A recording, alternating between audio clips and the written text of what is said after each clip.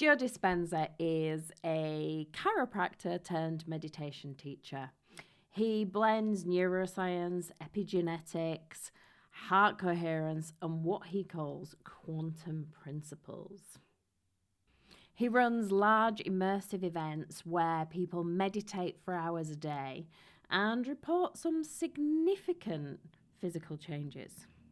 He's very good at explaining things. He's charismatic, and I can tell you already, there's a lot in here that I like. Blind people seeing, deaf people hearing, people in wheelchairs that from strokes with paralysis, walking again. I mean, these are profound upgrades biologically. I think if you teach people the what and the why, then the how gets easier because it becomes practical. So this is where I get nervous. When people start talking about being able to cure cancers or making people walk from wheelchairs, this gives me the EBGBs, to be fair. If you are making bold, blazing claims like this, you need some peer-reviewed studies. There needs to be some kind of scientific evidence behind claims like that, and there is none. Dispenza often shares his own story about a cycling accident that he had, and he broke 6 vertebrae. He claims to have healed himself, but it's autobiographical. There is no evidence or medical journals. There's no before or after imaging. We just have to take his word for it. And that is not good enough. We can't rely on testimonials when you're making such bold claims.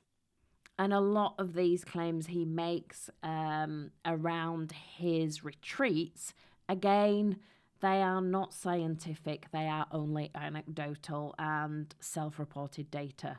So, You know, they're looking at truth. They're looking at an example of truth. That is the 4-minute mile. Yeah. That's somebody who broke through a level of consciousness or unconsciousness that says that we can heal by thought alone. So what is the science behind that? We can heal by thought alone. Now, there is no specific evidence to support this. There is strong evidence that expectation and belief can influence pain perception, stress hormones, change your immune markers. It helps with recovery, helps with behaviors. But there is no strong evidence that thought alone can reverse complex structural diseases such as cancer or spinal damage at all. Microbiology and cellular function and epigenetics and brainwave function and all these other different elements. Thousands of metabolites on a cellular level that could be secreted. We're looking very specifically when we did these studies, so we started studying everything. And we started looking at brains, and we started looking at hearts, and then we started noticing that people would have these very, very, very transcendental moments. Oh, Joe does like a word salad. Epigenetics, if I can say it correctly. That means that your environment, your stress, diet, your behaviors can influence how certain genes are. Transcendental moments usually refer to intense spiritual moments, experiences of unity, of bliss, of euphoria, of connection. These experiences are subjective. They don't automatically prove healing or any changes. If you're late for an appointment, you got to pick your kid up, there's 10 texts you have to answer, and something went wrong at the office. The arousal of the stress hormones causes us to move into that primitive nervous system of survival. And when we're in stress, we're trying to control, we're trying to predict, we're trying to organize our life because that unknown is, something can go wrong, it's unpredictable. So we shift our attention to one person, to another meeting, to another place we have to go, another time, another thing we have to do, and every single one of those elements has a neurological network in our brain because you've experienced your wife, you've experienced your coworker, you experienced your pain in your back, your cell phone, whatever. You have a relationship with everything physical or material. And it's mapped neurologically in the brain. In fact, the neocortex is really a record of the past, right? So the arousal of those stress hormones causes us to shift our attention to all of these different elements, and we activate those circuits. And like a lightning storm in the clouds, the brain starts firing very incoherently. And when the brain is incoherent, we're incoherent. And when the brain isn't working right, we're not working right. So the 7 plus or minus 2 things. What we're talking about here is the short-term memory capacity. Basically, your brain can hold 7 plus or minus 2 things at once before we get stressed. That is a general rule of thumb. If we start to overdo it, we become stressed. Again, there's a huge word salad in here, making him sound a lot more intelligent than he is. Some people respond better to stress. There's the stress curve, Yerkes-Dodson curve, where moderate arousal can improve performance and excessive stress reduces it. It depends who you are, whether you can handle stress or not, really. High beta brainwave state when you're in survival into these lower beta brainwave states and ultimately into alpha. Okay. So when he talks about beta or beta, wherever you're from, it doesn't matter, alpha, theta, it's like levels that you climb. That's where this all gets a bit confusing. Brain waves generally show you what your brain is doing. So if you're stressed, if you're solving problems, that's going to be more of a beta or beta state. If you're relaxed with your eyes closed, you're going to see alpha states. If you're sleepy or daydreaming or absorbed in imagination, you're going to see theta. That doesn't make theta special, and it doesn't mean that theta is hypnosis. It's just what your brain is doing at that moment. These different brainwave states just represent the task that is happening at that point in time. So hitting theta doesn't automatically mean that you are programmable or enlightened. It just means that you are focused inward. There isn't any strong evidence to suggest that your brain is in theta when you are in hypnosis. It can happen in any of those states. Alpha. Now, alpha is the creative state. Alpha is the imaginary state. That's when the voice in your head that's talking to you all the time, that default mode kind of shuts off, and your brain starts to see in images and pictures. You start imagining. It's an imaginary state. It's a creative state. So we use that state in the state of creation, but then we took it a little further. What if we could teach a person to slow their brainwaves down even more into theta? And in theta, you're in a hypnotic state. And the hypnotic states cause you to be very suggestible to information. And suggestibility is your ability to accept, believe, and surrender to information as the truth without ever analyzing it, and that's what exactly programs the subconscious mind. So Joe starts to talk about elegant states here, where they think less and dial down thinking and focus on imaginary state. This sounds like the delete method to me. Let's compare for a moment meditation and hypnosis. So meditation is where we are thought to notice our thoughts. We let them pass. We return to the present and we train awareness. It's about observing what is going on in the here and now, in the present moment. Hypnosis is about focusing attention, reducing distraction, introducing suggestion, and rehearsing change. It's about installing. So what exactly is he doing here? Is it meditation or is it hypnosis?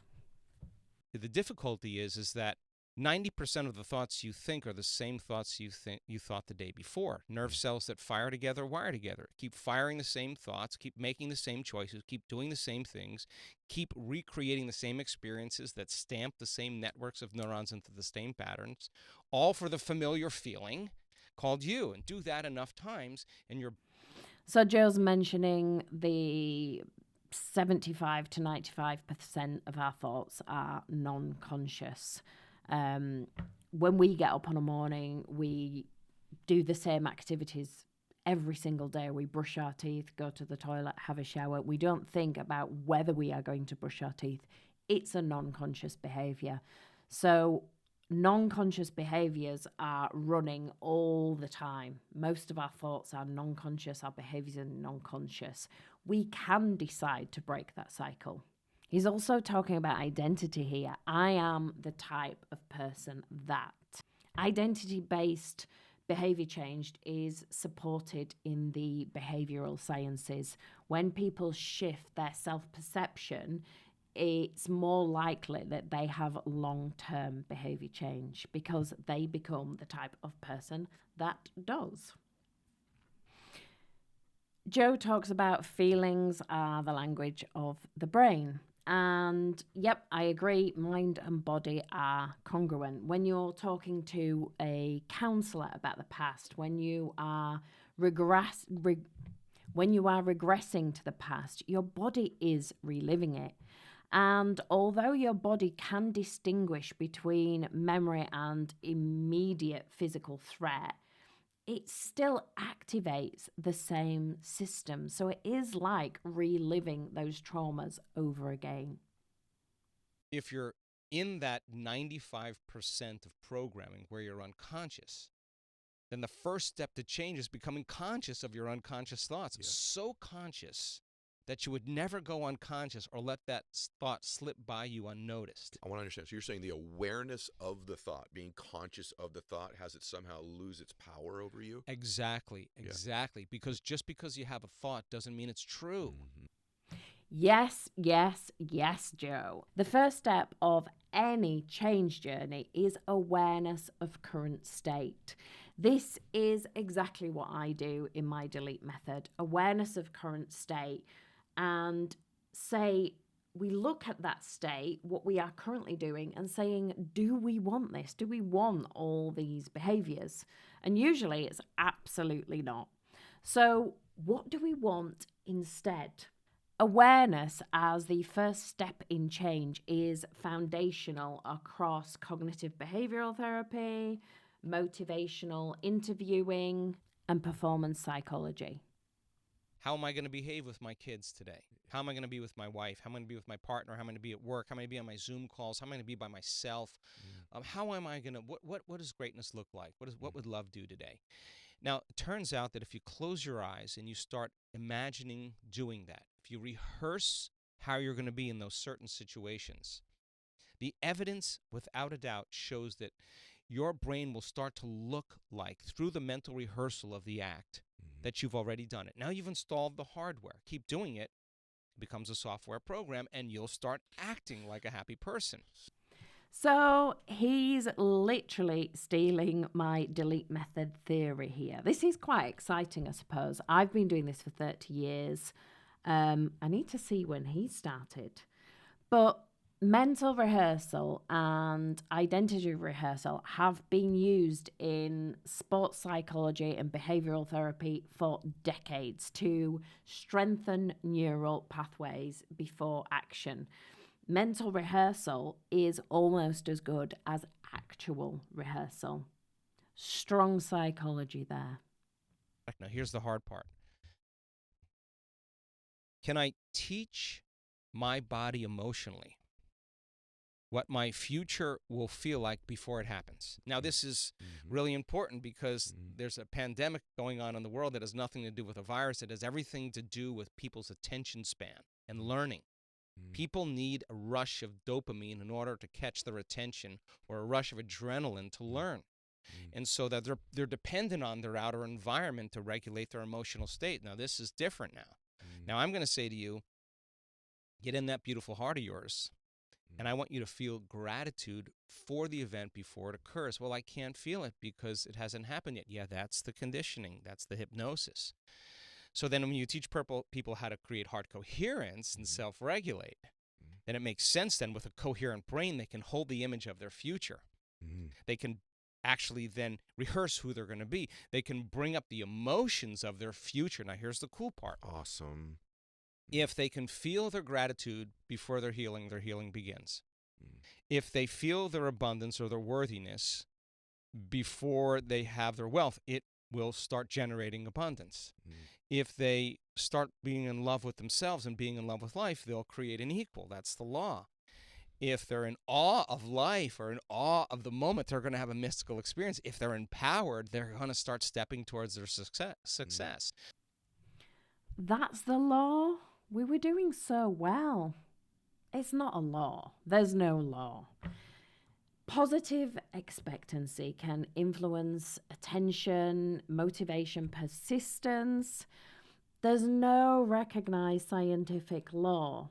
Yes, if you think positively, you set the filters in your brain to notice more positive opportunities, etc. So it doesn't really do any harm. We just don't have any data on that yet. I will say yet. It isn't a law. Calling a law just makes it sound a little bit more impressive. Your brain waves go up into this aroused state, right? And people spend 70% of their life anticipating the worst case scenario that's going to happen in their life and prepare for the worst. Chronic stress does what? It causes us to hold our breath. All right. So we found, in our research and working with the Heart Math Institute and also some of the stuff we've been doing, that if you slow your breathing down, you slow your brain waves down. Okay, now he's winning again. This bit is good. Chronic stress absolutely narrows attention. It shifts the nervous system into survival. It changes how the heart and the brain communicate. That's physiological. And when he teaches people about how to regulate their internal state, reacting to the environment, that is all solid psychology. See, we're friends again now. Thought tends to have an electrical charge in the quantum field. It tends to be the directive. It sends the signal out. And the heart tends to have a magnetic field. It tends to draw the experience to us. So then if you teach people how to create from the field instead of from matter, they will shorten the distance between the thought of what they want and the experience of having it. He's talking here about the heart drawing things towards us. Surprise, surprise, there's no scientific evidence for this. This is where it gets a bit shady. The heart produces measurable electrical and magnetic signals within the body. There is no robust evidence to say these signals influence external events or can attract any kind of outcome.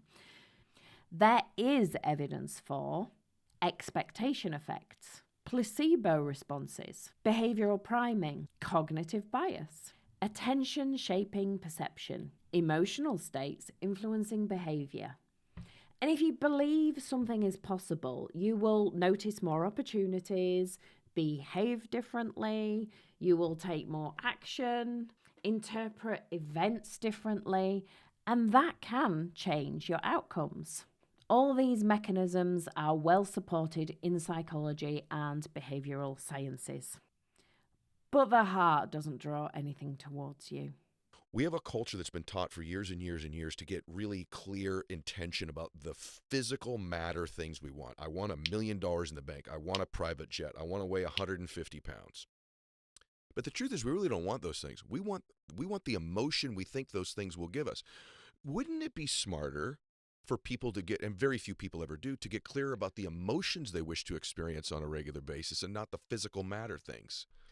Well, that's exactly the point. That's exactly the point. And look, people can create all kinds of wealth, Ed. They can create all kinds of abundance. They can have the cars, the homes, and everything. But if they can't be present to enjoy them, I've sat with billionaires, and they've looked me in the eye and said, "We're all miserable. We're all miserable." Emotions rather than things. This takes me back to the 90s where in therapy we were taught an intervention whereby people would say, this year I want to buy a new car. Why? Because I think it'll make me feel good. Why? And you keep saying why, until the thing becomes the feeling. And that's what they want to create, is the feeling. And when you experience something for the first time, you feel that excitement. Day one of driving the new car, Day 2, it's still exciting. Day 102, it's no longer exciting. This reflects hedonic adaptation, the tendency for emotional intensity to decrease over time as your brain just normalizes these experiences. So there's a lot here that I actually like. Identity work, absolute yes. Mental rehearsal, yes. Nervous system regulation, yes. There's not much that I don't like. It's when he starts moving into quantum language, the heart drawing things towards you. If you notice, that's where his science backing stops. He doesn't talk about any evidence because that's the woo-woo stuff. That's the fluff. The rest of it is just solid conditioning. So, what do I think? Pass or trash? For me, I'm a fan. It's a pass.